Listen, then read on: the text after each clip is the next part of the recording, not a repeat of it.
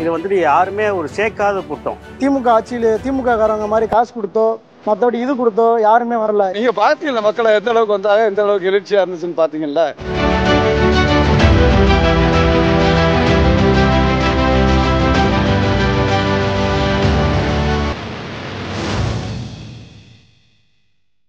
மதுரையில பொதுக்குழு கூட்டம் நடத்தின திமுக தென் மாவட்டங்கள் முழுக்க திமுக கூட்டணிக்கு செல்வாக்கா இருக்குதுன்னு ஒரு பிம்பத்தை கட்டமைச்சாங்க.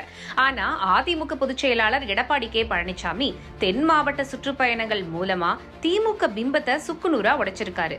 மதுரை மேற்கு முன்னாள் அமைச்சர் செல்லூர் ராஜு, திருமங்கலம் முன்னாள் அமைச்சர் RB உதயகுமார், திருப்பரங்குன்றம் முன்னாள் மேயர் ராஜன் செல்லப்பா, மதுரை மேலூர் பெரிய புள்ளான் MLA-க்களா ஜெயிச்ச தொகுதிகள். மதுரை மாவட்டத்துல உசிலம்பட்டியும் அதிமுக ஜெயிச்ச தொகுதி. இப்படி மதுரையில செல்வாக்கா இருக்கும் அதிமுக ஒட்டுமொத்த மதுரை மாவட்டத்தையும் அதிமுகவின் கோட்டையா மாத்துற அளவுக்கு பிரம்மாண்ட கூட்டத்தை காட்டி மக்களை காப்போம் தமிழகத்தை மீட்போம் எழுச்சி பயணத்தை வெற்றி பயணமா மாத்தி காட்டியிருக்காங்க.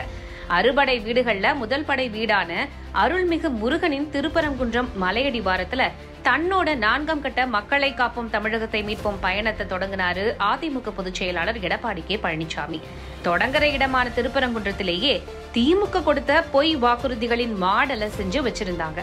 இதையெல்லாம் சொன்னாங்களே செய்தார்களான்னு அதிமுக கூட்டத்துக்கு வந்த மக்களும் அதிசயமா பார்த்துட்டு போனாங்க. வாக்குறுதிகளை அள்ளி விட்டு அதுதான் இதுன்னு கணக்கு காட்டும் திமுக அமைச்சர்களுக்கு சாட்டையடி கொடுக்கிற விதமா அந்த மாடல்கள் அமைக்கப்பட்டிருந்துச்சு.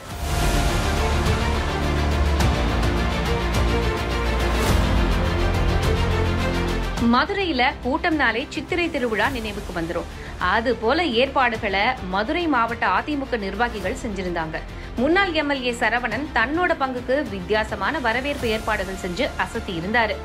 மேளதாள வரவேற்புகளும் பெண்களின் உற்சாகமான முழக்கங்களும் குறிப்பா இளைஞர்களோட ஆரவார வரவேற்பும் மதுரைய திக்கு முக்காட செஞ்சதுன்னே சொல்லலாம்.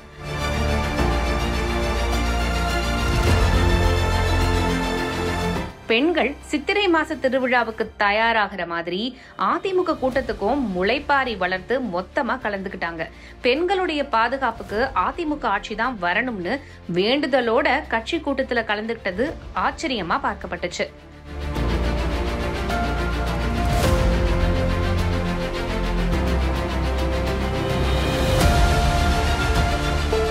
சமீபத்துல விஜய் மாநாட்டுக்காக மதுரைக்கு வெளியூர் இளைஞர்கள் வந்திருந்தாங்க. ஆனா மதுரை மாவட்டத்திலேயே இவ்ளோ இளைஞர்கள் இருக்காங்களான்னு எடுத்து காட்டுற விதமா எடப்பாடியாரோட பயணத்துக்கு ஆதரவு கொடுத்து அசத்திட்டாங்க மதுரைக்காரங்க.